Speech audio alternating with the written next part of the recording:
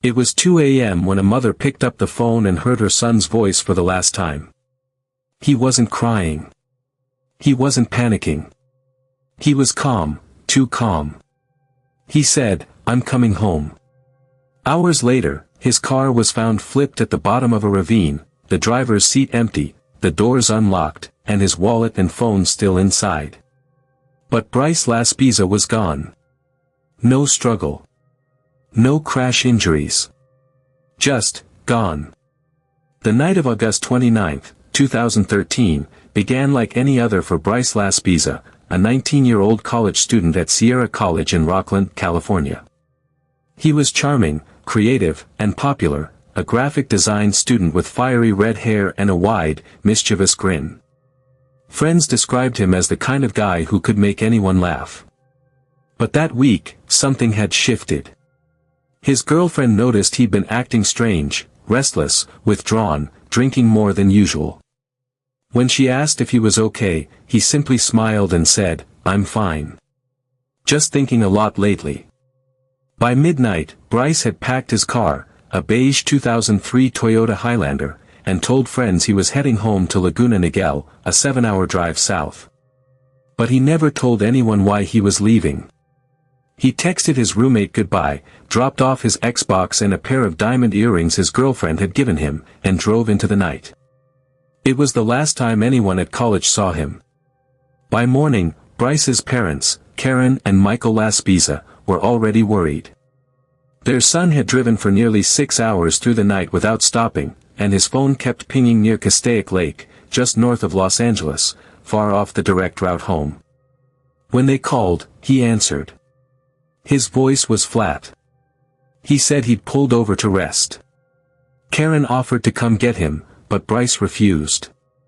"I'm fine, Mom. I'll see you soon." Those would be the last words she ever heard from him. Around 9 a.m., a tow truck driver named Christian arrived at the pull-off where Bryce's Toyota Highlander sat idle. Bryce told him he'd run out of gas, so the driver gave him a gallon and watched as the young man started the engine. He seemed lucid, polite, just quiet. Christian even followed him for a few miles to make sure he was okay. Later that afternoon, when police retraced that same road, they found the gas can still in Bryce's car. As night fell, the situation shifted from strange to terrifying. Highway Patrol received a call about an overturned SUV found at the bottom of a steep embankment near Castaic Lake's access road. The vehicle was on its side, the windshield shattered. Inside, Bryce's phone, wallet, and laptop, untouched. The driver's seat was empty. There were footprints leading down toward the lake, but they stopped at the water's edge. Divers searched the lake for days, combing every inch of dark water. No body. No blood. No clothing. Nothing. It was as though Bryce had stepped out of his car and dissolved into the air. When investigators retraced Bryce's final movements, the timeline grew more disturbing. Between 11 p.m. and 2 a.m., he had been parked on the same stretch of road near Castaic Lake for nearly 3 hours, just sitting in his car, engine off, staring out into the dark. Security cameras from a nearby truck stop captured him buying a small bottle of water, walking normally, calm. But why sit for hours without moving, a full night after telling his parents he was almost home? When detectives interviewed the tow truck driver, he described Bryce as wide awake, but distant. His eyes looked empty, as if his mind was somewhere else. Toxicology reports later found traces of Vyvanse, a stimulant often used to stay awake or focus. Friends confirmed he'd been taking it to pull all-nighters, washing it down with alcohol. The mix could cause paranoia, anxiety, or sudden emotional swings. But no one, not even his girlfriend, believed that explained total disappearance. Police dogs traced Bryce's scent from the crash site down a narrow dirt trail toward the lake, then back up again, as though he'd been pacing. There was no sign of blood or struggle. It was as if he'd wandered through the dark, confused, maybe dazed, and then simply stopped existing. The lake was searched 3 separate times, divers, sonar, nothing. If he drowned, his body never surfaced.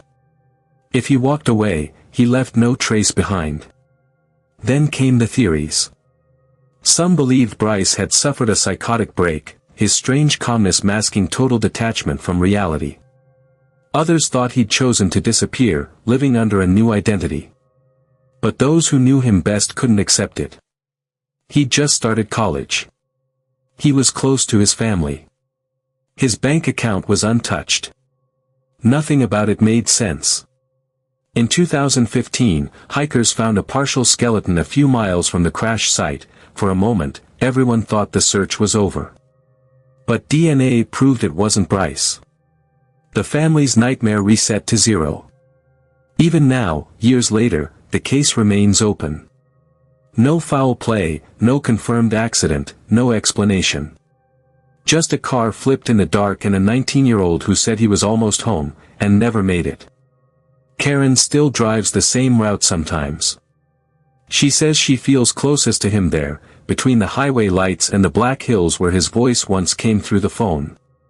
I know he's somewhere, she told reporters. I just wish I knew where. And maybe that's the cruelest part. That sometimes, the world doesn't answer back. It just takes, quietly, and leaves the rest to memory. Every year, his parents still visit Castaic Lake. They walk the same road their son once drove, leave flowers near the guardrail, and stare out across the still water where his trail was last seen. There's no anger in their faces now, only the slow, hollow ache of not knowing. For them, time hasn't healed anything. It's only stretched the silence wider. Because Bryce's story isn't just about a boy who disappeared. It's about how fragile the line really is, between confusion and crisis, between lost and gone. He told his mother he was almost home. And maybe, in some way, he was. But that's the thing about stories like this. They don't end with answers.